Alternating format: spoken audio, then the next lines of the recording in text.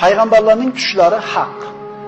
Rasululloh sollallohu alayhi vasallam mana shu azobi qabrda turgan, qabrdagi azobning ba'zi turlarini quyidagi hadisda siz bilan bizga bayon qiladi.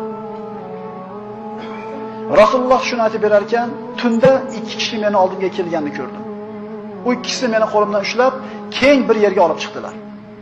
Bir kishi o'tirgan edi, ikkinchi kishi uni yonida temirdan bo'lgan ilmoq bilan turar edi.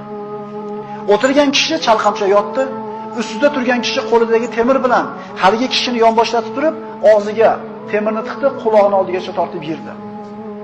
So'ngra ikkinchi tomonga yonboshlatib turib, sog' tomoniga solib, uni ham yirdi.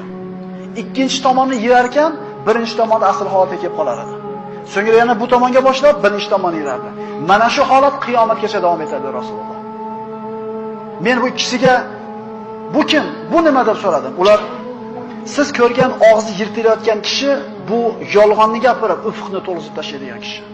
Ertamandan kechgacha yolg'on gapirgan kishini qabrida qiyomatgacha oladigan azobi mana shu.